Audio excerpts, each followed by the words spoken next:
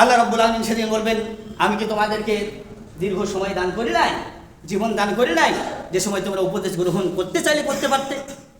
আজকে তুমি উপদেশ গ্রহণ করতে পারো না। কেন পারো না জানো?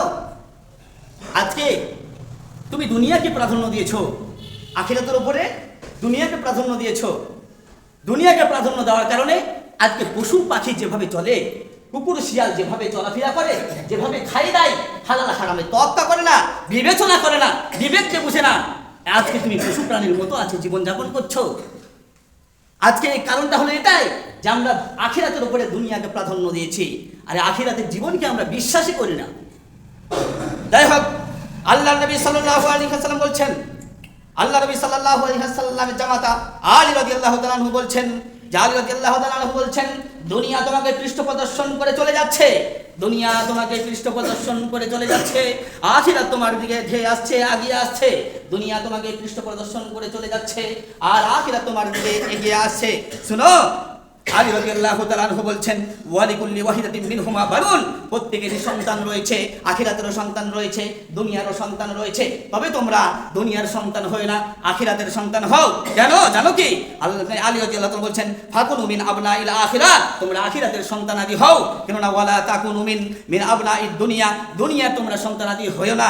কারণ হলো ফাইনাল ইয়াউমা আমালাল ওয়ালা হিসাবা। শুনো, জানো কি? এই দুনিয়াটা হচ্ছে কর্মের জায়গা।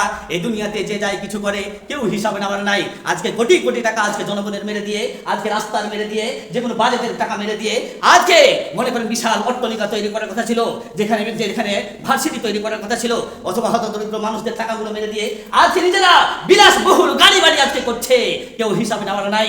আজকে মনে করেন অঢেল সম্পদের মানুষ করছে, আজকে হালাল হারামে তোয়াক্কা না করে গরিব দুঃখী ইতিম মিসকিন এবং তার সন্তানদের অথবা মনে করেন তাদের আত্মীয় স্বজনের আজকে টাকাগুলোকে মেরে দিয়ে আজকে জায়গা জমি জবরদস্ত ভাবে দখল করে নিয়ে, জোর করে দখল করে নিয়ে আজকে মনে করেন সে দুনিয়াতে আজকে বিলাসিতার জীবনযাপন করছে, কেউ হিসাব নিবার নাই।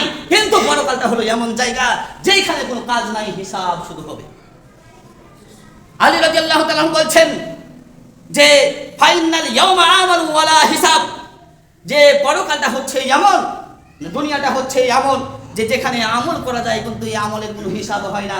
আপনি আজকে কত পাপ কাজ করেছি বা কত ভালো কাজ করেছি, আমার নেকি কত হলো, আজকে আপনি হিসাব বলতে পারবো?